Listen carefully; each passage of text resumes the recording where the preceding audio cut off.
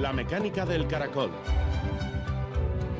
Un programa de ciencia, tecnología e historia con Eva Caballero.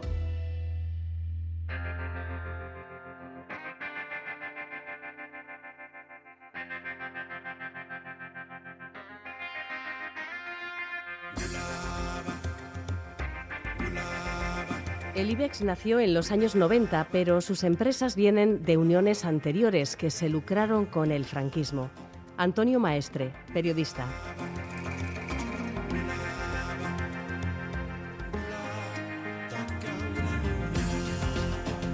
Gabón, Ramón de la Sota fue el empresario que fundó los astilleros Euskalduna y la naviera que llevaba su nombre y que se acabó fusionando con la de Aznar. La ocupación de Vizcaya en 1937 por parte del ejército franquista le pilló en Francia, donde se quedó en el exilio. Ramón de la Sota fue uno de los empresarios nacionalistas que perdió propiedades, bienes y fue condenado por el régimen de Franco a pagar multas millonarias, multas en global para los hombres y mujeres de su familia que superaron los 360 millones de pesetas.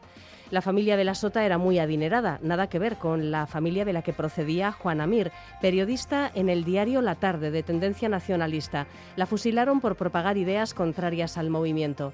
La muerte, sin embargo, no le libró de la multa, que tuvieron que pagar sus hermanos menores para no perder su casa en la calle Euskalduna de Bilbao. Estas historias se narran en el libro El expolio, en el que la historiadora Ascensión Badiola nos habla del desastre económico que supuso la guerra civil para los vencidos. En este trabajo detallan los mecanismos de represión económica que pusieron en marcha las autoridades franquistas. La incautación masiva de bienes de organizaciones, empresas y particulares y las cuantiosas multas que podían llegar a varias generaciones. Este es nuestro punto de partida en un programa en el que también invitamos al bioquímico Alejandro Navarro, que nos da a conocer su libro sobre la historia del oro, el elemento químico que ha movido el mundo desde que las primeras civilizaciones le dieron el valor de servir para comprar cosas o personas. Un interesante viaje a través de la historia de la ciencia en el que aparecerán alquimistas y saqueadores y que nos va a descubrir por qué el oro es un metal tan peculiar. Comenzamos.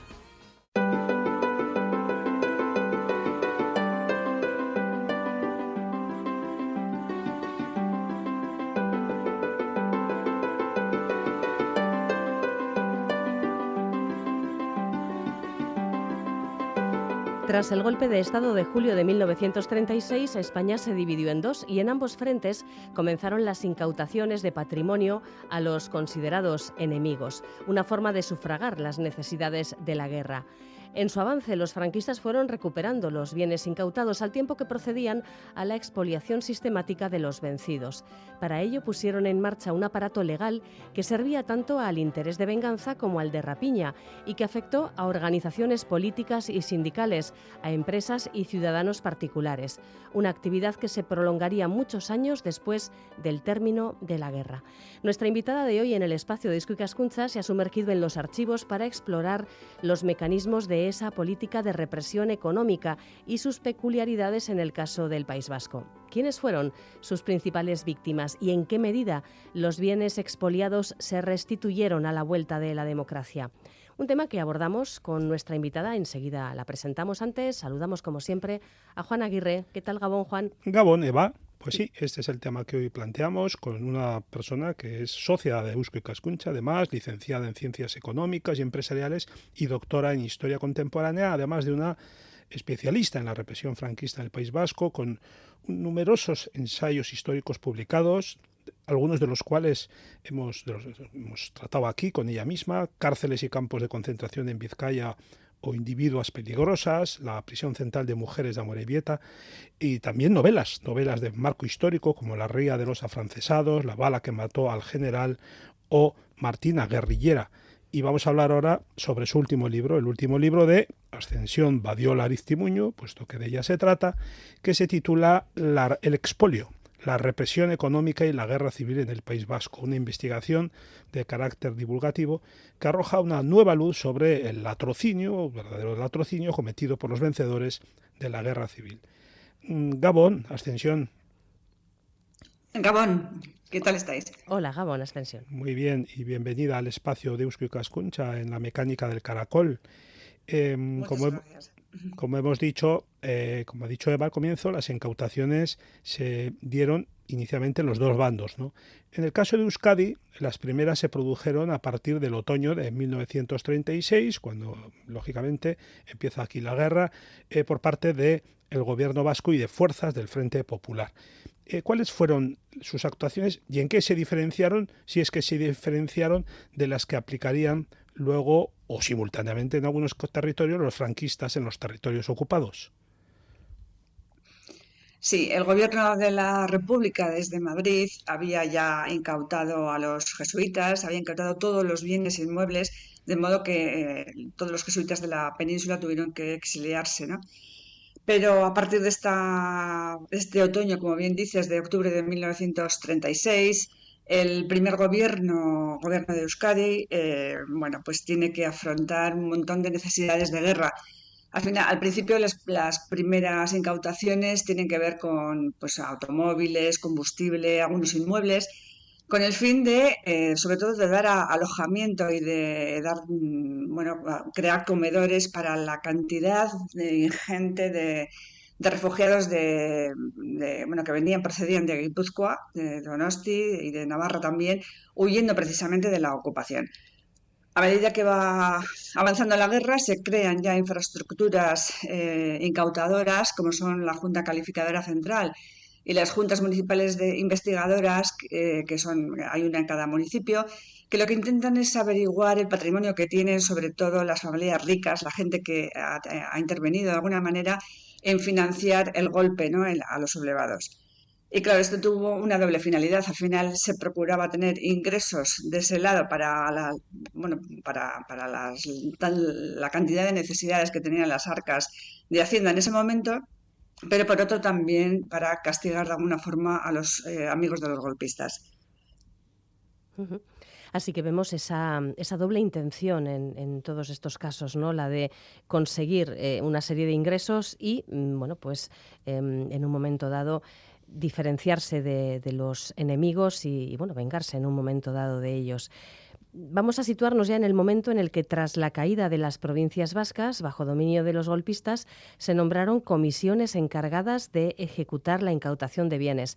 Se estima que solo en Vizcaya se llegaron a requisar 4.000 inmuebles.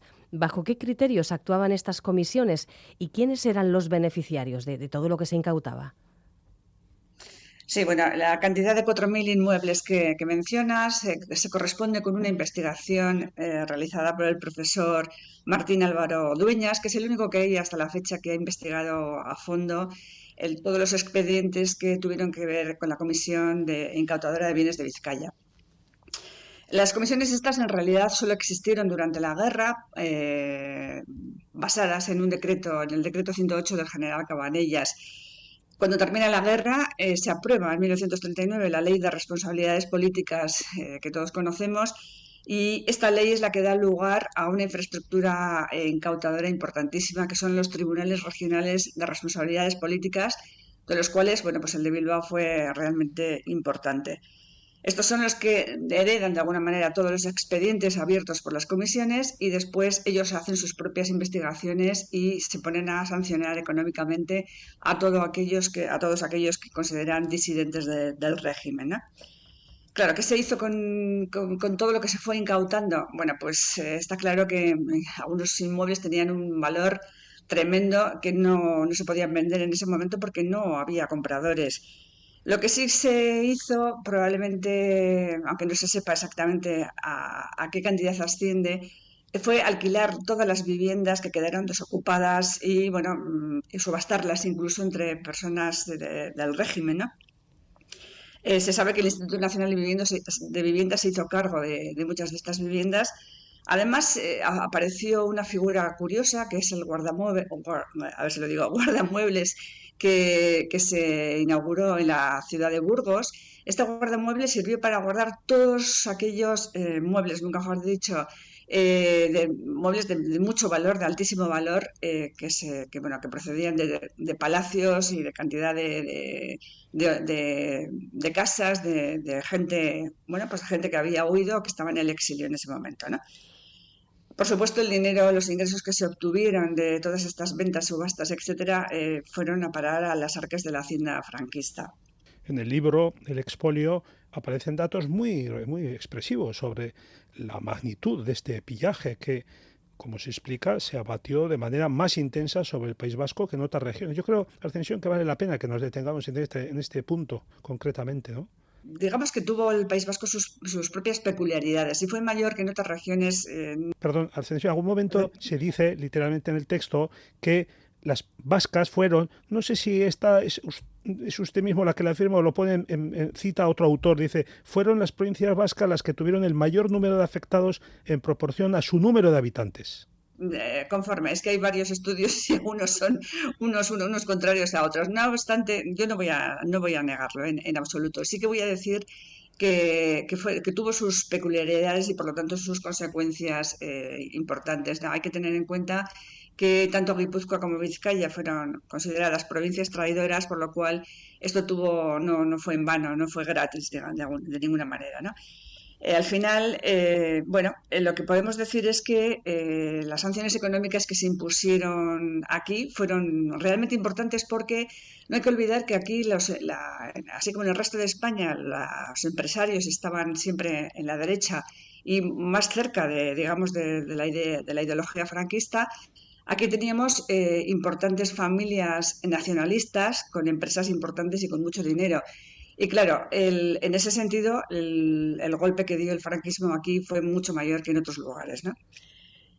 Tenemos el caso conocidísimo de Ramón de la Sota, pero bueno, hay muchos más casos conocidos. El libro realmente pretende de alguna manera divulgar a nivel de calle, no es un libro académico, aunque contiene cantidad de notas al pie de dónde ha salido la información. Pretende que cualquier persona que sin tener conocimientos previos de historia o de economía pueda comprender cómo fue el artificio y los mecanismos que se utilizaron para dejar a los republicanos con el bolsillo vacío, de alguna manera, ¿no? Entonces el libro contiene una primera parte dedicada a las sanciones económicas que se impusieron, sanciones económicas terroríficas en algunos casos porque fueron estrafalarias totalmente. Estamos hablando de 100 millones de pesetas que en aquellos tiempos eran una barbaridad. Hay una segunda parte dedicada a las empresas militarizadas y lo que ocurrió después con los obreros que fueron militarizados también a la fuerza, ¿no? Y una última, digamos, que habla de las cuentas bancarias que existieron en los bancos, que estuvieron bloqueadas durante toda la guerra y que cuando al final se bloquearon, lo que significó es que se aplicaron unos coeficientes de reducción para que la persona que tenía 100 pesetas en su saldo bancario, cuando fue a la ventanilla a recuperar esas 100 pesetas, únicamente recuperó 5, porque le aplicaron unos coeficientes de reducción en base a unos estudios sobre la inflación marxista que había habido en su momento y que decían que el dinero republicano no tenía valor. Eso en el mejor de los casos. Hubo otros que se declararon improtegibles y que no pudieron recuperar absolutamente nada. Sí. ¿Y qué tenían en común las personas a las que se sancionaba o a las que se incautaba bienes? Es evidente que algunas tendrían una adscripción política muy evidente, socialista, nacionalista, en fin, de lo que consideraban enemigos del régimen. Pero se extendió más allá a personas que a priori, nadie hubiera sospechado que hubieran sido víctimas de algo así. Se extendió a todo aquel que se consideró disidente. Simplemente el ser sospechoso de ser enemigo del régimen fue suficiente para ser castigado o sancionado económicamente. Me refiero a gente muchas veces que era gente corriente de la calle, gente que vivía en un caserío, porque hubo también labradores en los pueblos, todos aquellos que en un momento dado habían dicho una frase en contra de, pues fueron tachados de rojos, y ser tachado de rojo significaba ya pasar por un tribunal de este tipo, ¿no? Y ser investigado. Bueno, y se acusó de rebeldía, esto es una cosa delirante, pero es así, es la historia, se acusó de rebeldía a ciudadanos y ciudadanas simplemente por haber ejercido sus derechos políticos en democracia durante la República. Esto era exactamente lo que muchos años después, quien fue ministro del Interior de aquella época, Ramón Serrano Suñer, además cuñado de Franco, reconoció cuando dijo que ellos aplicaron la justicia al revés. Sí, la ley de responsabilidades políticas eso fue lo que pretendió. Hizo una lista, un listado larguísimo de todos aquellos que se consideraban bueno, susceptibles de ser castigados, ¿no? Por haber sido, en primer lugar, por haber sido vencidos, claro está. Significaba al final que todo aquel que pensase diferente, que hubiese ocupado un cargo oficial, simplemente el hecho de ser familiar de alguien que había estado en el frente o que, bueno, o que simplemente se le había oído exclamar o hablar en contra del movimiento nacional que se decía entonces, todo eso sirvió para que después fuesen sancionados o se quedasen con el agujero en el bolsillo. Ujú. Sí, sí, en el libro se recoge, por ejemplo, a un odontólogo bilbaíno, bueno, pues que incurre en responsabilidad política por colgar un emblema en el balcón de su casa. Un emblema que no queda Exactamente. reflejado muy bien de qué iba, pero bueno, en fin, nos hacemos una idea de la situación. Y sorprende además saber que las sanciones económicas se imponían también a gente que había fallecido, a gente que había sido fusilada, precisamente. ¿Esto qué sentido tenía? Sí, sí, al régimen le dio igual si los sancionados estaban vivos o estaban muertos. Le dio igual porque bueno, no analizaron. Ellos solamente fueron como, digamos, como el toro a la plaza, ¿no? Fueron a por los disidentes, a arruinar de alguna manera al enemigo ideológico, ¿no?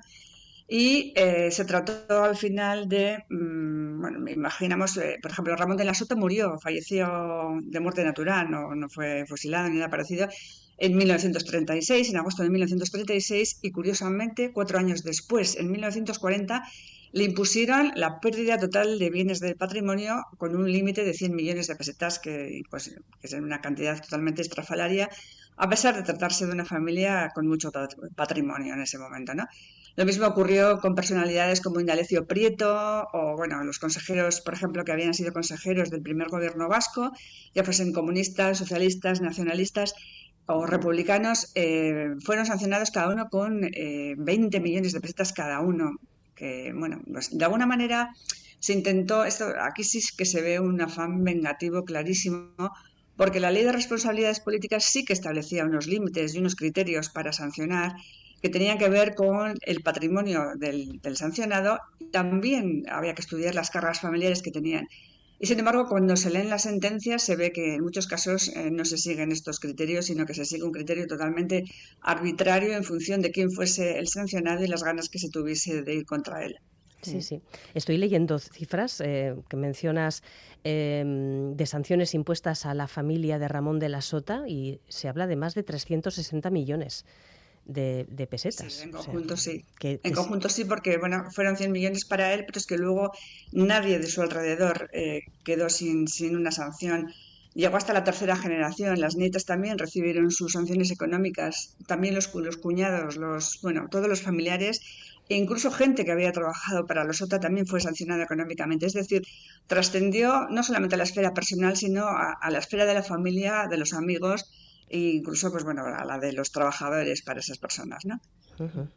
Y en paralelo a este expolio del que estamos hablando, se dio otro más silencioso, menos documentado sin duda, que fue el de los vecinos que saqueaban las propiedades de quienes habían tenido que huir y de ese modo se apoderaban de lo que de valor podían tener: terrenos, casas, muebles, joyas, cuanto hubiera de valor.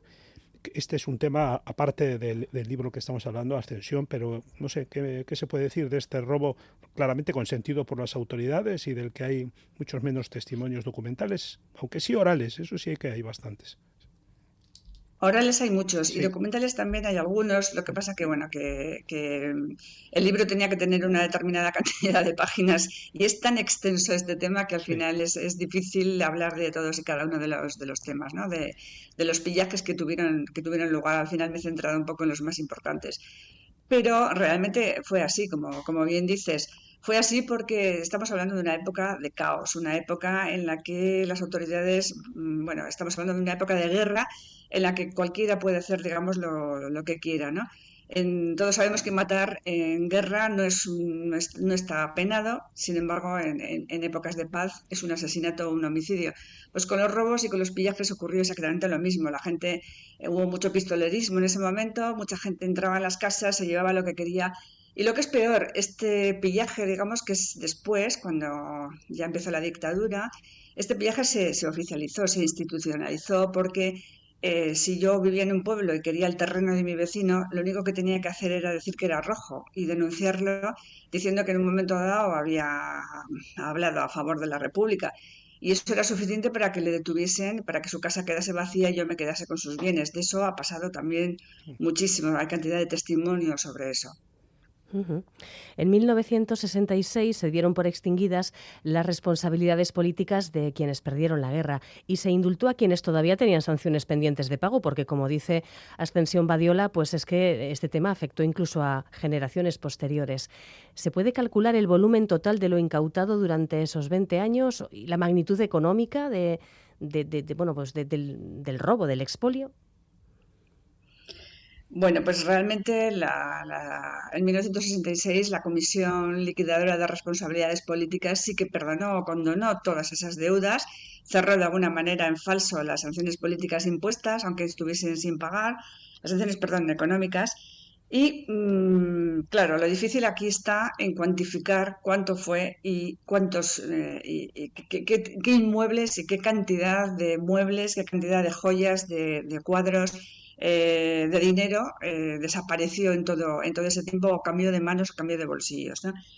Y es difícil porque todos sabemos que durante 80 años ha habido un absoluto silencio. Cuando empezó la democracia, realmente lo único que se hizo fue algunos partidos políticos o sindicatos reclamaron, bueno, algunos no, todos, reclamaron los inmuebles que conocían y muchos han estado durante más de 20 años en litigios y todavía continúan, igual que las familias muy potentadas que fueron expoliadas, como los Sota, ¿no? Que todos conocemos el caso de los Sota. Eh, por dar alguna cifra, que no tenemos cifras, pero por dar alguna cifra, se sabe, por ejemplo, que en las cuentas bancarias que fueron bloqueadas y que fueron tachadas de improtegibles, es decir, para no recuperar nada, aquí en el País Vasco fueron 365 cuentas, de las cuales 293 fueron vizcaínas y el resto fueron guipuzcoanas. Por ejemplo, hay un informe del Ministerio de Hacienda de 1940, que está publicado además en el Boletín Oficial del Estado, que dice que, bueno, que tasó el dinero republicano en 13.000 millones de pesetas en aquel momento, de los cuales 9.000 millones fueron bloqueados durante la guerra y cuando esta terminó se desbloquearon, pero 3.000 millones de pesetas no fueron recuperados jamás por sus titulares, ¿no? ¿Qué pasó con esos 3.000 millones de pesetas? Bueno, pues fueron a una cuenta especial del Banco de España y, desde luego, de esa cantidad no sabemos exactamente qué correspondió al País Vasco, pero son cifras de esa época. Es probablemente la única cifra que existe en ese momento referido solamente a cuentas bancarias. No estamos hablando ya de inmuebles que sabemos que, bueno, pues que la mayoría cambiaron de manos, fueron subastadas y ahora se están creando en este momento asociaciones de herederos, de gente que sufrió este expolio en su familia y que, bueno, que han empezado a reclamar a cuenta precisamente de la reparación que ha prometido la Ley de Memoria Democrática. Pero es un trabajo enteramente por hacer. De modo que lo que se restituyó de aquellos bienes incautados fue una pequeña parte solamente a partir del 77, a partir de la vuelta a la democracia. Pues concretamente Daniel Bañez Muñío en 2015 elaboró una investigación basada en el informe de la Comisión Interinstitucional que precisamente se dedica a este tema de las víctimas del franquismo y de la guerra civil en el tema económico. Y él hacía una relación bastante exhaustiva de inmuebles recuperados en ese momento en base a una ley de 1998 que después ha sido desarrollada y modificada posteriormente en 2017, etcétera. En él, bueno, pues sabemos, por ejemplo, que ANV, los partidos nacionalistas, ANV y PNV, recuperaron diversos inmuebles, pero también sabemos que no son todos. Y, desde luego, los particulares, digamos, la mayoría de gente no ha recuperado prácticamente nada. En el caso de Sota fueron recuperando poco a poco, han estado también litigando y continúan haciéndolo en este momento. Todos sabemos que la Comandancia de Marina, que se encuentra en Jardines de Albia, en el Valle de Bilbao, todavía sigue siendo propiedad del Estado a día de hoy. No se lo han devuelto. Así que yo creo que faltan muchas cosas por recuperar en este momento y el dinero, desde luego, desapareció, eso está claro. O sea, un expolio consumado hasta las heces, que se dice. Exactamente, sí. Sí, sí. Sustancioso es también, Juan, el capítulo dedicado a la recompensa a los empresarios afines a los sublevados, porque el dinero no se volatilizó, evidentemente, simplemente cambió de manos. Efectivamente, y en muchas ocasiones no eran manos de representantes del gobierno en sí, sino de personas afines. Claro, de los círculos del poder. Que se veían recompensadas. Bueno, pues un libro desde luego muy interesante, muy, muy sencillo de leer. Ya nos decía Ascensión Badiola que está hecho con espíritu divulgativo y no tanto como artículo o trabajo académico. Y bueno, pues es muy, pues muy interesante, Ascensión. Bueno, es que todos tus trabajos son muy interesantes y están muy bien escritos. Así que gracias por habernos presentado este pequeño resumen. Esperamos haber despertado la curiosidad de nuestra audiencia. Gracias, Ascensión. A vosotros. Y Juan, antes de despedirnos, ficha técnica de nuestro libro. El expolio, la represión económica y la guerra civil en el País Vasco, de Ascensión Badiola, editado por Chartoa. Agur a ti también, Juan. Agur.